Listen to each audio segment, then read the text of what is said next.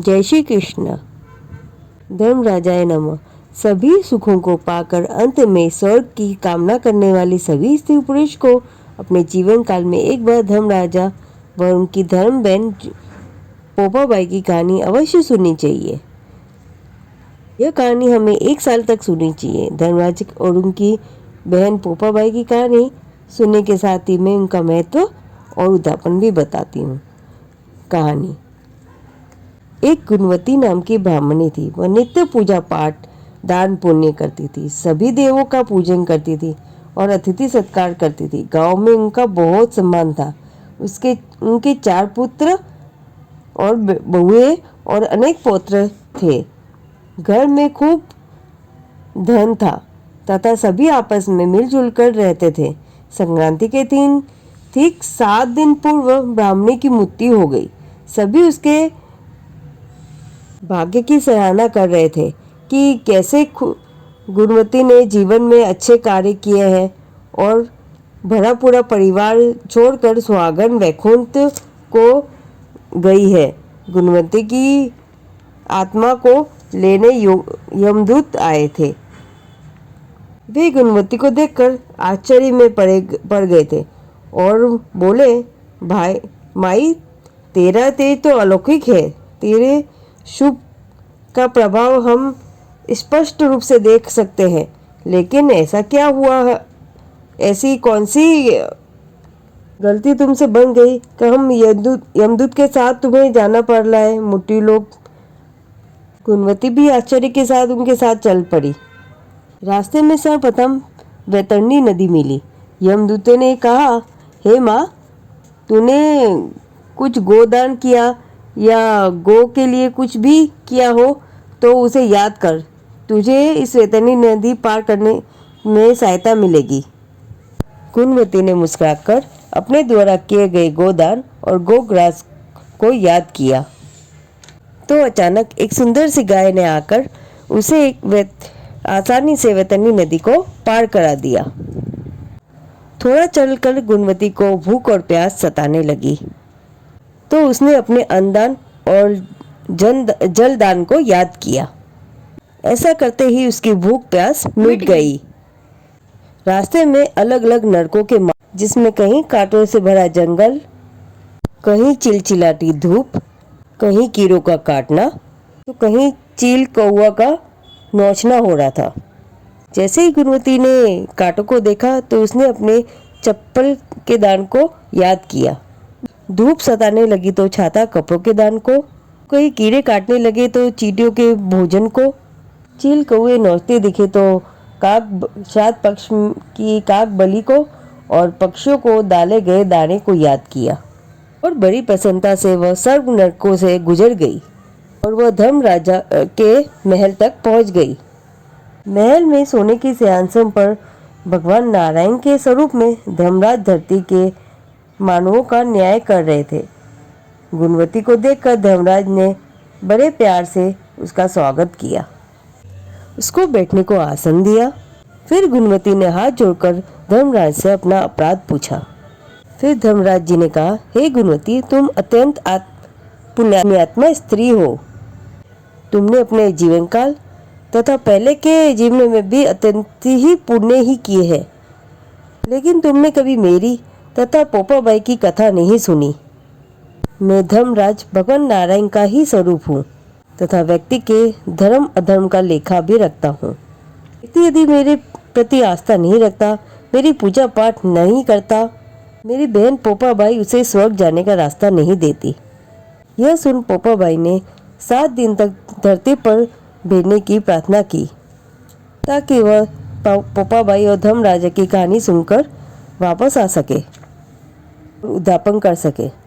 पुण्यात्मा गुणवती को धर्मराज ने पुनः धरती पर जाने की आज्ञा दे दी। गुणवती के जीवित होने की खुशी में पूरा गांव खुशी से झूम उठा, लेकिन गुणवती ने उन्हें अपने आने का कारण बताया और हाथ में गेहूं के दाने लेके सबको पोपाबाई और धर्मराज की कहानी सुनाने लगी। पहले दिन की कथा सुनाने के बाद सबसे पहले वह अपनी बड़ी बहू के पास गेहूं के दाने लेके गई।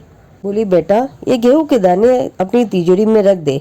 बड़ी बहू बोली, माँ जी, अभी मैं काम में लग रही हूँ, कहीं भी रख दो।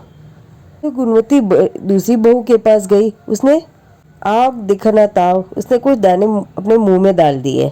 बोली, माताजी, इन गेहूं के दानों में ऐसी क्या विशेषता है? हमारे घर में खूब अनाज भरा पड़ा है, कहीं से भी उठाकर तिजोरी में रख दूंगी। वो दाने लेकर फिर गुणवती अपनी तीसरी बहू के पास गई तो उसने अपने पास ही खड़े अपने भाई को वो गेहूं के दाने दे दिए और कहा, भाई, मुझसे चीजें खो जाती है, तू ही इन्हें संभाल। अंत में गुणवती ने छोटी बहू को गेहूं के दाने ले जाकर दिए। उस बहू ने गेहूं के दाने श्रद्धापूर्वक ले जाकर लाल कपड़े में रख कर श्रद्धापूर्वक अपनी तिजोरी में रख दिए। 7वें दिन जब गुणवती उज्जवल करने बैठी तो पोपाबाई और धर्मराज के उज्जवल के अनुसार ही विधि अनुसार किया।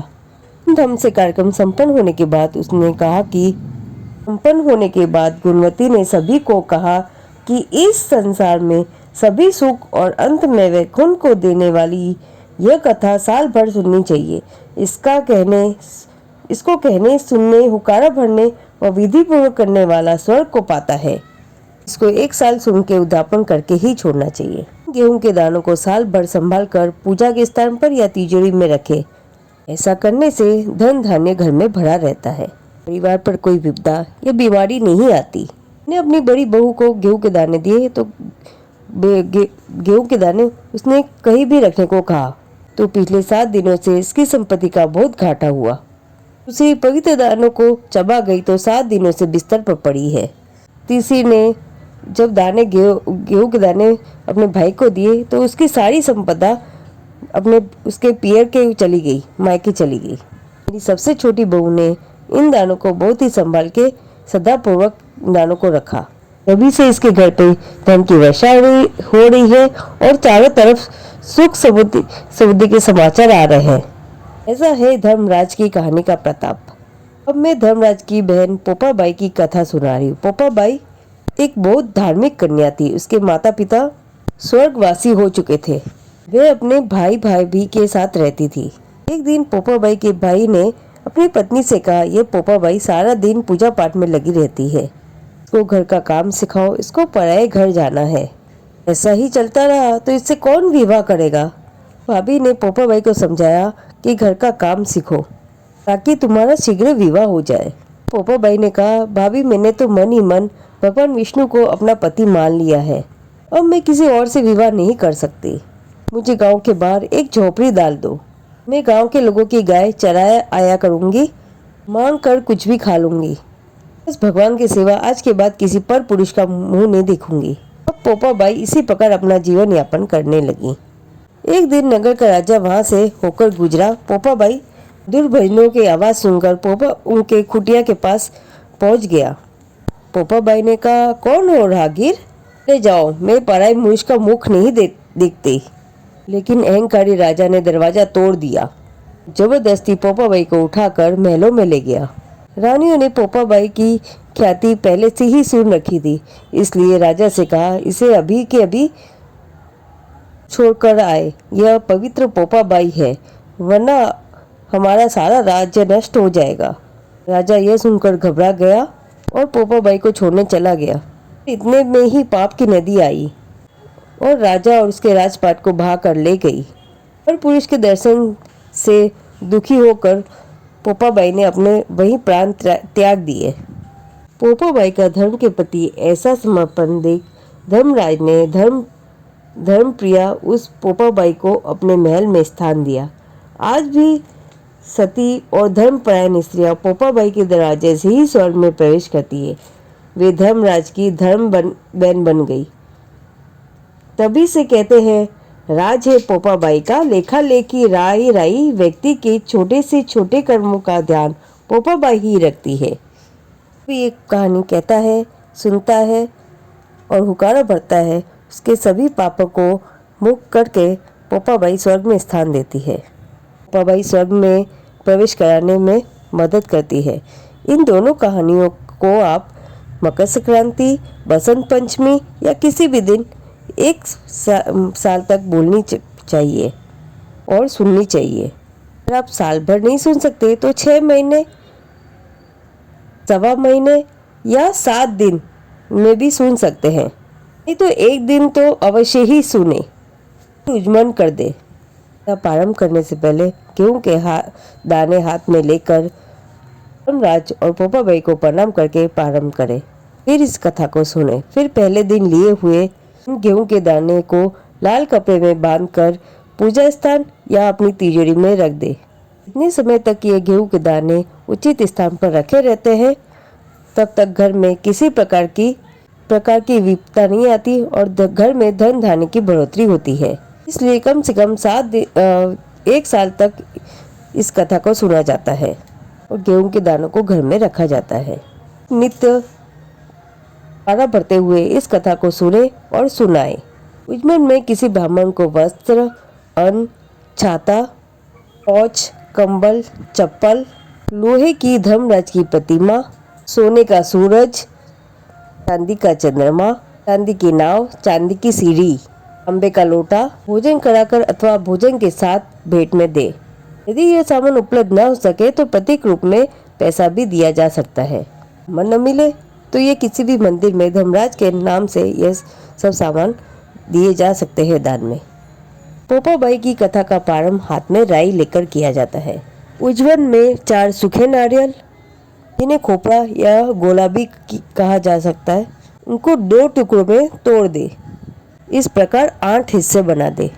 इन 8 हिस्सों में राई भरकर कोई भी वस्त्र व भोजन सामग्री तथा दक्षिणा रखकर किसी भी कन्या या सागन को या अन्यथा मंदिर में दे दे।